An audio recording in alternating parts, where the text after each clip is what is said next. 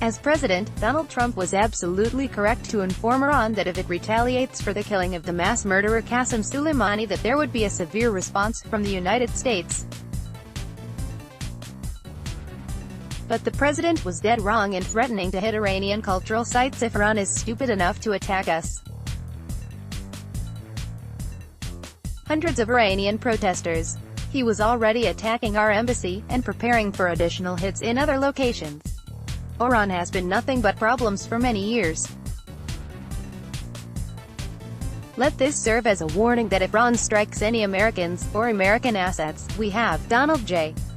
Trump, @RealDonaldTrump, January 4, 2020, targeted 52 Iranian sites, representing the 52 American hostages taken by Iran many years ago, some at a very high level. The USA wants no more threats. Donald J. Trump, @RealDonaldTrump, January 4, 2020. At least some conservatives are standing on principle.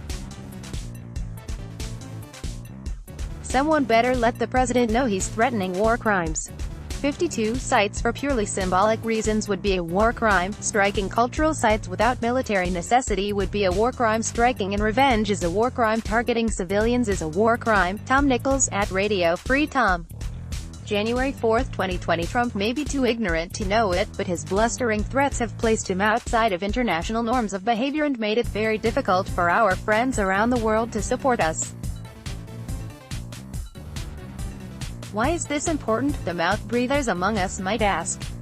International law may not be effective or uniformly applied or even fair at times, but it's the only law we have. And the fact that Iran ignores international law whenever it wishes is not an excuse for the U.S. to sink to that level of the sewer. We're better than that. Maybe Trump isn't, but we are. The entire edifice of international law that has been built up over the last several decades is as much a reflection of all American values and principles as it is the common expression of people around the world for order of some kind. The reaction from Democratic presidential candidates to the killing of Soleimani was empty political gamesmanship, but their criticisms of Trump's threats to commit war crimes are spot on. Haaretz, former Vice President Joe Biden and other Democrats criticized Trump's tweets, with some including U.S. Senator Elizabeth Warren saying the president was threatening to commit a war crime. Warren tweeted, "You are threatening to commit war crimes. We are not at war with Iran. The American people do not want a war with Iran. This is a democracy. You do not get to start a war with Iran, and your threats put our troops and diplomats at greater risk. Stop. The more the walls close in on this guy, the more irrational he becomes," Biden said in a statement. Biden added in an interview with reporters that Trump's tweets are incredibly dangerous and irresponsible. "We'll hear a lot about wag the dog scenarios over the next few days, but that talk obscures the nature of Trump's threatened brutality. Trump doesn't have to ratchet up his rhetoric to inflame his base over impeachment. He will easily be acquitted and the voters will have their way with him this November."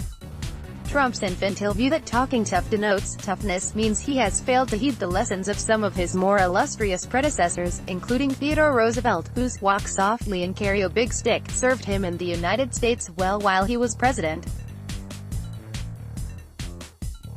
I'm not buying the notion advanced by Trump sycophants that this is all part of some grand design or a Machiavellian plot. If it is, he should be impeached. This is ignorance, plain and simple, a man who speaks without thinking of the consequences. Let's hope he doesn't talk us into a war. Let's block ads. Why?